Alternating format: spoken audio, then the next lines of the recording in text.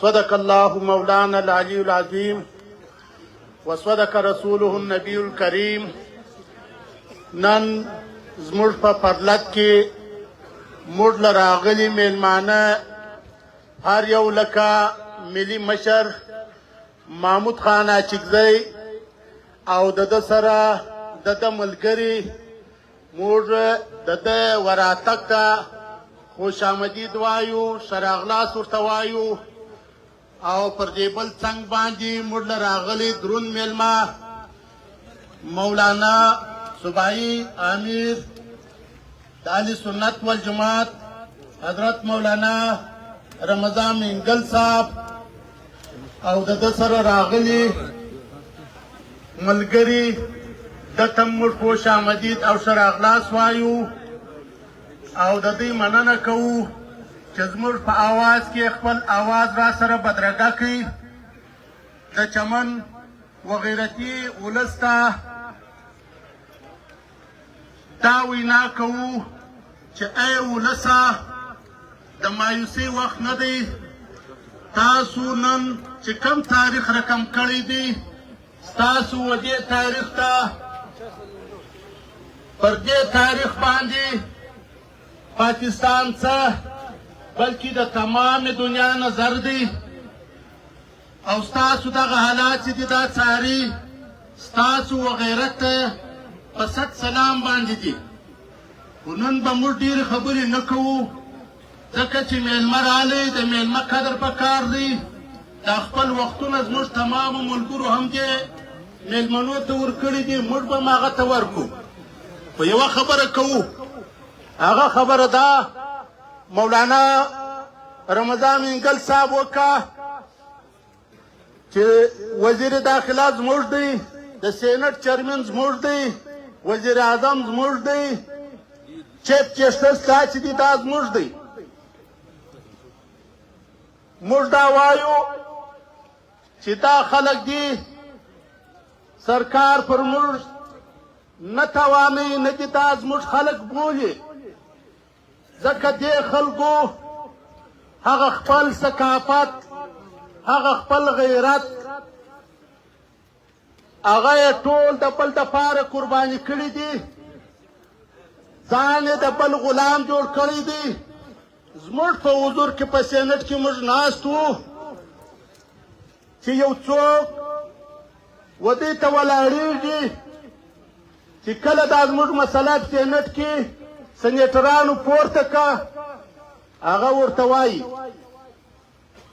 وزیر داخله د بلوچستان دا 400 افراد یې وریاد وخت کم دی او په دې 4 کسانو چې دا پر اهمو عهدو باندې دي یو د چمن د پرلت مسله په دې نه حل کېږي.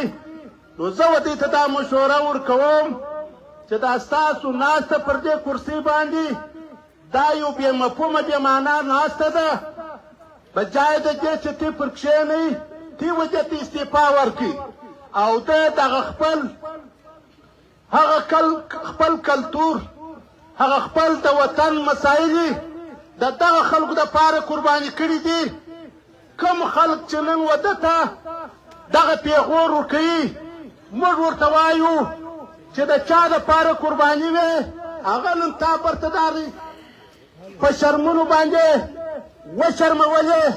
نو موږ دا وایو چې نه موږ ته د خپله تنه بولو نه مې د خپله قومه بولو، ته په هغه کې موږ شمارو. بله خبره پر دې ځای باندې چې 50 ورځې موږ ناست یو په دا 50 ورځې کې هر کوم حالات را روان دي، هر سړی به پر دغه حالاتو باندې صبر کوي. هغه څوک چې هغه سرمایه‌دار یو څه شی ورسره یې د خپل همسایه پوښتنه وکړي او هغه څوک چې شی نه لري هغه دې د یو صبر کار واخلي، دا دې یو امتحان وبولي. دا امتحان پر هر چا باندې را روان دی. موږ باید دا کوشش وکړو چې په دغه خپل ازمایښت کې در آخرې ورځې پورې ثابت قدمه پاتې سو. نورې خبرې نه کوو، میلمانه ناست دي. واخر دعوانا ان الحمد لله رب العالمین.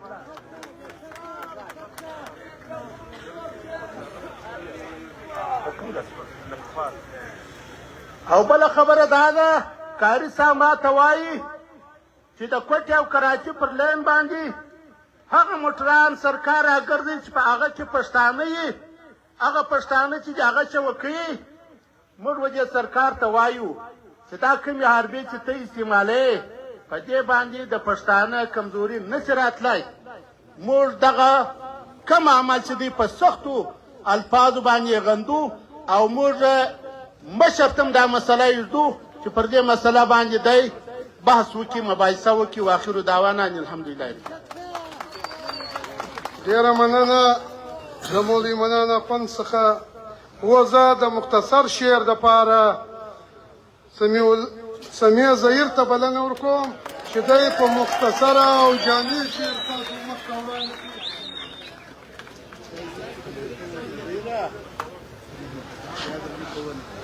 اے د بې وسې پښتنې خاورې کمزورو خلکو اے د بې وسې پښتنې خاورې کمزورو خلکو په تاسو هره لوبه وکړله دا تورو خلکو ته په غني وطن کې ژوند لکه فقیر تېروې ستا وسایلو باندې وکړې مزې نورو خلکو.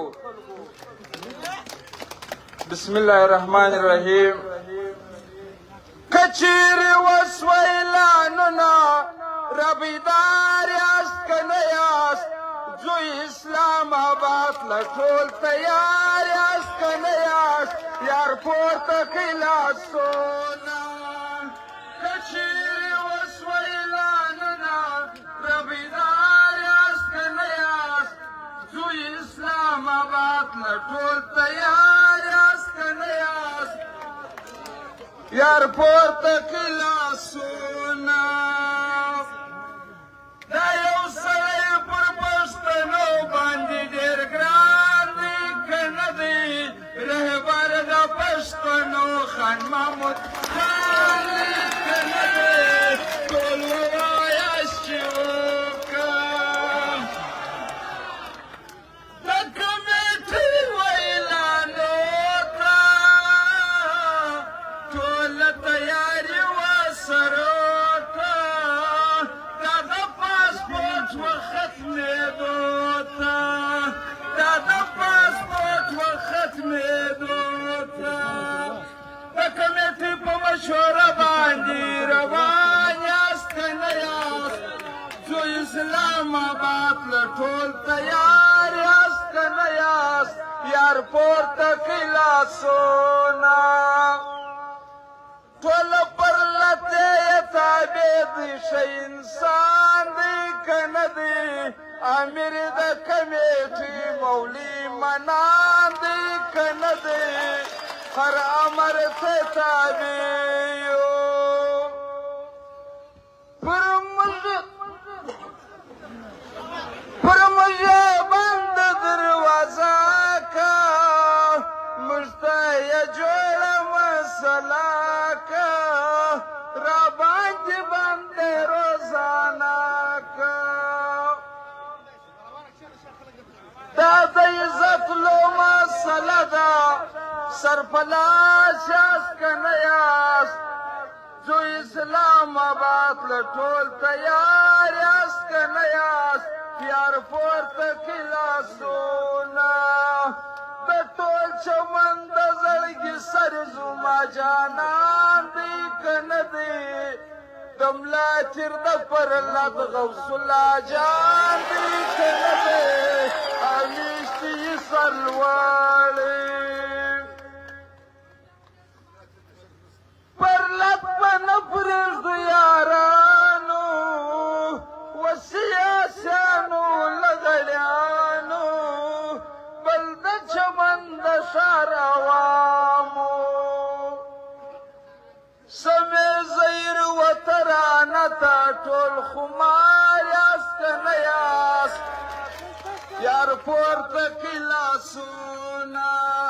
دا یو سړی پر پښتنو باندې ډېر ګران دی که نه دی رهبر د پښتنو خان محمود خان دی که نه دی ټول ووایاست چې